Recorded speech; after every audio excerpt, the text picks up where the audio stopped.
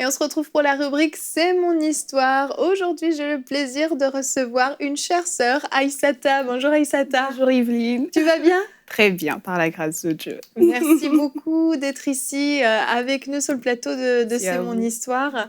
Tu viens nous raconter aujourd'hui l'histoire de ta vie, parce que c'est vraiment l'histoire de ta vie. Ouais. Est-ce que je peux dire ton âge, Aïssata? Bien sûr. Tu as 21 ans, c'est ça? 22. 22 maintenant? Ah, ça a changé. 22 ans, tu es toute jeune, mais tu as accompli déjà de grandes choses pour le Seigneur et avec le Seigneur. Et aujourd'hui, on va voir justement comment, à l'âge de 16 ans, tu as eu le courage de fonder ta propre ONG, ton propre organisme pour venir en aide aux orphelins, aux enfants défavorisés. On va raconter toute cette histoire, mais avant tout, on va parler de ton cœur, de comment ton cœur vraiment pour les enfants défavorisés a commencé à grandir. Tu es née en Côte d'Ivoire, de parents musulmans, et puis très tôt, tu as eu ton cœur touché alors que tu étais encore une toute petite fille, quand tu as vu des enfants qui manquaient de nourriture, des orphelins qui manquaient de nourriture. Ça t'a vraiment beaucoup touchée. Oui, effectivement. Je dirais que le début de mon histoire remonte dès l'âge de 10 ans. Je me rappelle encore que ma mère avait pour coutume de cuisiner des grands repas pour les enfants de la rue, les enfants orphelins. Et on avait l'habitude de partir à la mosquée. Et après la mosquée, ma mère faisait des distributions de repas à plus de 100 enfants ou 200 enfants. Et dans notre famille, c'était devenu normal. C'était une coutume, du coup. Pour nous, chaque vendredi, on va juste donner de la nourriture. Du coup, on ne se posait pas vraiment des questions sur pourquoi on le faisait. Mais moi, à chaque fois que je partais accompagner ma mère dans toutes ces activités-là, je commençais à voir tous ces enfants-là tendre la main pour avoir ne serait-ce qu'un seul repas, où je commençais à les voir la joie qui était sur leur visage à chaque fois qu'ils avaient un seul repas ou le ventre rempli. Et là, ça a commencé à créer un déclic dans ma tête. J'ai commencé à réaliser qu'en fait, tous les enfants n'avaient pas la grâce ou encore, je dirais, l'opportunité de pouvoir avoir ne serait-ce qu'un repas par jour. C'est vrai. Et à l'âge de 10 ans, c'était un gros choc pour moi parce que c'est à l'âge de 10 ans que je commençais à vraiment aller avec ma mère pour l'accompagner dans toutes ses activités. Et petit à petit, cette soif-là de comprendre le pourquoi, du comment est montée en moi. Et je commençais par tout simplement visiter beaucoup les orphelinats. D'accord. C'était devenu ma passion. Je partais beaucoup dans les orphelinats. Je me rappelle encore que lorsque, dans mon lycée, on avait deux activités en proposition et il fallait choisir souvent entre le zoo et les orphelinats. Et moi, je choisissais toujours l'orphelinat. Je ne savais pas pourquoi, mais je me sentais tellement proche de ces enfants sans comprendre réellement le pourquoi. Et petit à petit, je commençais à me demander pourquoi ils vivent tout ce qu'ils vivent. Qu'est-ce qui fait qu'eux, ils n'ont pas toutes ces opportunités et que moi, j'ai l'opportunité d'aller à l'école en voiture, j'ai l'opportunité d'aller à l'école... d'aller même à l'école tout simplement, parce que je les voyais souvent mendier dehors pendant que moi, je partais à l'école. Et quand je regardais tout ça, ça a commencé à me toucher. J'ai commencé à me dire qu'est-ce qu'il leur faut pour sortir de là. Et il faut dire que dans les pays en développement, malheureusement, voir ce genre de cas n'est plus une surprise. C'est vrai. Dans mon pays, la Côte d'Ivoire, par exemple, on compte plus de la moitié de la population qui ne dispose que de $3 par jour pour vivre. C'est terrible. Et pour moi, c'était énorme, c'était voire inacceptable. Et il fallait que je change quelque chose, il fallait que j'agisse. Je ne savais pas pourquoi, parce qu'étant petite, je me sentais limitée. Étant petite, je ne savais pas ce que je pouvais vraiment faire pour eux. Parce que je suis pratiquement un enfant comme eux. Qu'est-ce que je peux venir faire dans leur vie ? Mais petit à petit, j'ai commencé à me poser des questions sur le comment. Et pendant que je me posais ces questions, il est venu un gros choc dans ma propre vie. Du jour au lendemain, je réalise un jour que mon père part. Je me rappelle encore que je venais de l'école. Et ce jour-là, j'étais tellement heureuse parce que je savais uniquement que mon père était encore à l'hôpital et qu'il allait sortir un jour. Et je ne savais pas qu'il était gravement malade parce qu'on ne me l'avait pas dit. Mais ce jour-là, on me dit « Aïssata, viens, il se passe quelque chose à l'hôpital ». Je me disais, bon, peut-être qu'il a fini et qu'il va rentrer à la maison. Donc, pour moi, j'étais heureuse. J'arrive à l'hôpital, je réalise que tout le monde est en train de pleurer. dans ma tête, c'était impossible que papa parte parce que papa, c'était papa. Du coup, papa, pour moi, il était presque immortel. Je me rappelle encore que lorsque j'avais 13 ans, je disais souvent dans ma tête, pendant que j'étais dans mon lit, que imagine Aïssata, si papa part, est-ce que tu vas vivre encore? Et pour moi, c'était hors de question que je vive sans mon père. Mon père était tout pour moi. Il était ma protection. Il était ma force, en fait. Je retrouvais mon identité dans mon père. Alors, pour moi, c'était hors de question que je puisse imaginer même vivre sans mon papa. Et donc, quand cette expérience douloureuse est arrivée, j'ai réalisé que j'avais un grand vide en moi. Et c'est quand je suis venue au Canada, parce que ça s'est passé quand j'avais 16 ans. Et quand je suis venue au Canada, ma première année, en tant qu'étudiante ici, je vivais une très grande solitude. Je cherchais à combler ce vide par souvent les chilling, aller avec des amis dans des fêtes, etc. Mais je n'arrivais pas réellement à combler ce vide qui était en moi. Je réalisais que j'avais une profonde douleur que personne ne pouvait combler si ce n'était pas peut-être le Seigneur. Mais je ne savais pas à ce moment-là que Dieu pouvait être aussi mon Père. C'est ça, parce que tu avais une image de Dieu Exactement. qui était un Dieu lointain. Étant musulmane, c'était impossible, c'était voire audacieux pour moi de oser parler de Dieu en tant qu'un Père. Du coup, c'était même pas dans ma pensée de croire que Dieu pouvait être un Père un jour. Et pendant ce moment, pendant que je vivais ce deuil, je commençais à me demander, et si j'étais en train de vivre ce deuil, en fait, pour être la solution ou pour trouver une réponse à toutes ces questions que je me posais pour ces enfants? Et si, en fait, derrière ce deuil, il se cachait une réponse qui allait m'aider à solutionner le problème de ces enfants? Parce que j'étais moi aussi face à la déception ou encore au fait que du jour au lendemain, tu te retrouves sans protection, sans parents. Oui. Du coup, même si ma mère était là, bien sûr, elle m'a beaucoup supportée dans ce moment-là. Mais j'avais ce vide parce que mon père, c'était en lui que je m'identifiais. Du coup, c'est vrai que maman était là, mais j'avais besoin de quelqu'un qui pouvait me protéger, me rassurer que c'est possible de continuer ta vie, c'est possible. Et mon père me traitait réellement comme une princesse. Du coup, le perdre, c'était perdre mon identité. Exactement. Et donc, pendant que je faisais tout ce constat de cette douleur qui était profonde en moi, je commence à me dire, Aïssata, écoute, et si il y a vraiment une réponse face à tout ça? Et c'est là que je commence à chercher le Seigneur. Je commence à chercher le Seigneur. Je suis passée par un moment de solitude parce que je ne voulais plus avoir affaire à qui que ce soit. Je voulais comprendre le pourquoi j'étais sur cette terre. Je voulais comprendre pourquoi j'existais. Je voulais comprendre qui était Dieu et pourquoi il m'avait fait passer par ce moment si difficile. C'est ça. Et finalement, tu as rencontré ce Dieu qui est devenu même ton Père, qui a comblé ce vide en toi. Exactement.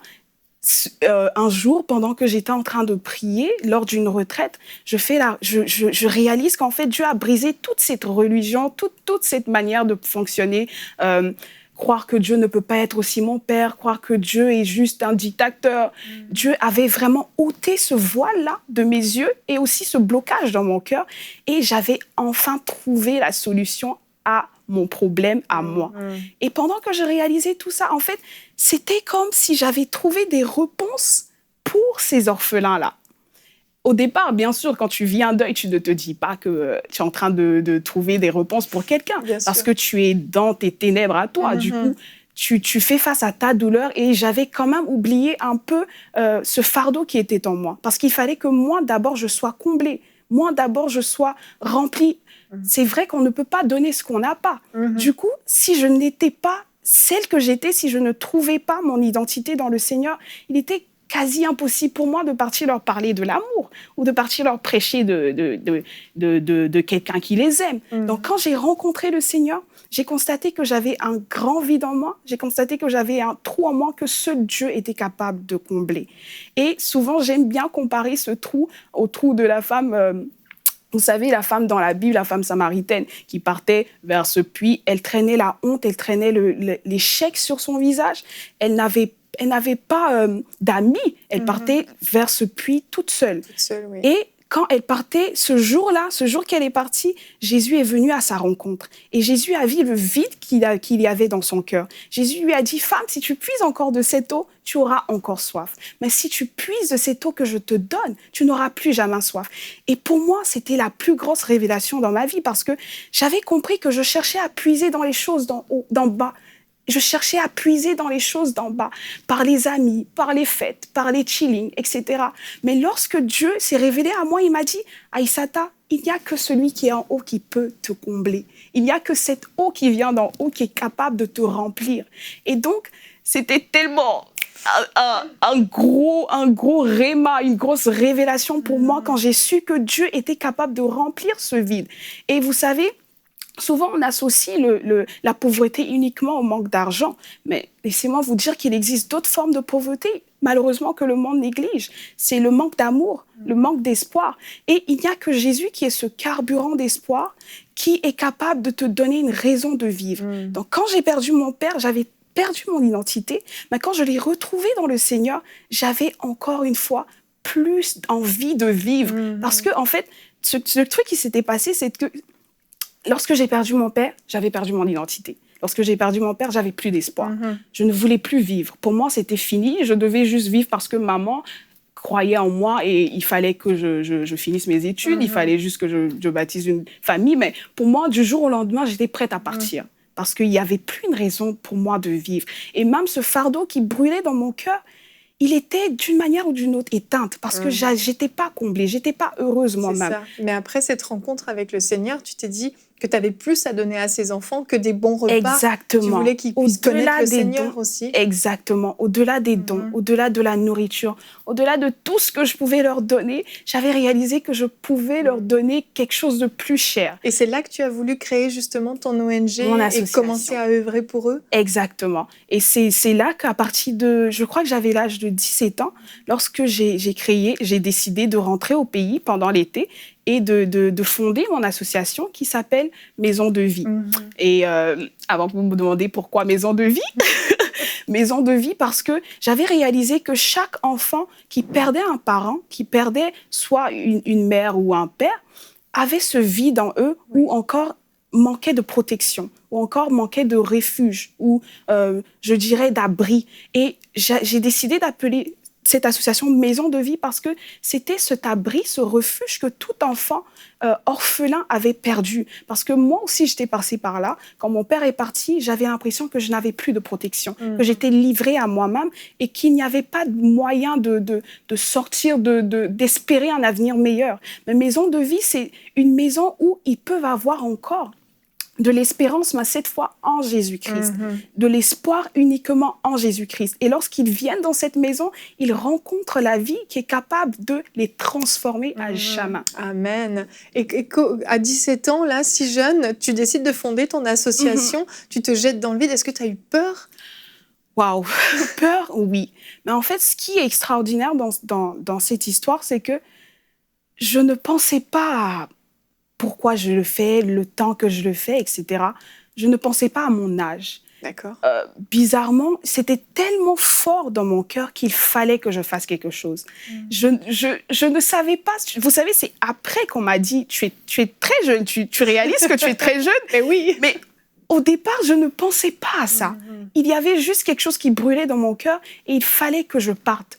Et il fallait que je sois cette solution. Peu importe l'âge, j'aime beaucoup dire que ce n'est pas le temps qui compte, ce n'est pas l'âge qui compte. C'est quand le cœur de compassion de Dieu brûle dans ton cœur que c'est le temps de faire quelque chose. Parce que je ne pense pas que Dieu, il est assis là-bas, il se dit, c'est à 70 ans que tu peux commencer à nourrir des pauvres. Les pauvres sont là. Oui. S'il te met ça dans ton cœur, s'il t'a donné la vision, c'est sûr qu'il va assurer la provision. Du coup, pour moi, le fait que le Seigneur était dans ma vie aussi était mon assurance. Oui. Parce que je savais que si Dieu m'a mis ça à cœur, c'est sûr qu'il va m'accompagner. C'est merveilleux. C'était clair et certain. Et aujourd'hui, Maison de Vie, donc c'est une association en Afrique qui a plusieurs années de vie, avec une équipe qui encadre les enfants, des repas donnés. Qu'est-ce que vous faites comme œuvre rapidement? En gros, on se base sur 3 différents volets, notamment l'éducation, la nutrition et la santé. Dans le domaine de l'éducation, on a mis en place des parrainages. Par exemple, dans les villages dans mon pays, malheureusement, il y a plein d'enfants qui, au lieu d'aller à l'école, ils sont dans les champs, etc. Donc, ce qu'on a fait, c'est qu'on a mis en place maintenant un parrainage où des gens que, peu importe le pays où ils sont capables de prendre un enfant et d'envoyer de l'argent par mois pour assurer l'éducation de cet enfant, pour assurer le suivi jusqu'à ce que l'enfant soit indépendant et puisse se débrouiller lui-même. Et aussi au niveau de la nutrition, nous faisons souvent des dons dans différents orphelinats. Souvent, on sort dans la rue, on distribue des repas. Et dans le domaine de la santé, mais c'est maintenant qu'on va commencer à rénover des centres de santé, etc. Parce qu'on a vu que dans les pays en développement, il faut dire que ma vision ne se limite pas uniquement à la Côte d'Ivoire. Mon souhait, c'est d'aller au-delà de mon pays parce que je ne pense pas que Dieu est limité par mon pays. Il y a plusieurs enfants partout dans le monde. Exactement. Mais pour le moment, je fais avec. C'est un excellent début. Exactement. Vous êtes combien maintenant à travailler? Maintenant, on est 5. On est 5 dans l'équipe. Il y a moi, en tant que CEO. Ensuite, il y a un chef de projet, responsable en marketing et communication. Et il y a un chargé de communication. Et il y a président en ressources humaines. En ressources humaines, désolée. Pas de problème. Et donc, vous portez beaucoup de fruits. Et pour ceux qui veulent soutenir cet organisme, donc maisondevie.com, c'est ça l'adresse du site internet, elle s'affiche en bas de l'écran. Maison de vie avec un S. Avec un S, exactement. Et vraiment, Aïssata, merci beaucoup pour ton cœur, pour ce que tu fais. Et je pense que c'est juste le début d'une très, très, très belle aventure. Tu es étudiante encore ici à Montréal, mais bientôt, les études seront terminées et tu vas amener encore cette association plus loin. Donc, merci beaucoup d'être venue partager ton cœur sur le plateau de Bonjour chez vous. Merci beaucoup. Merci à toi.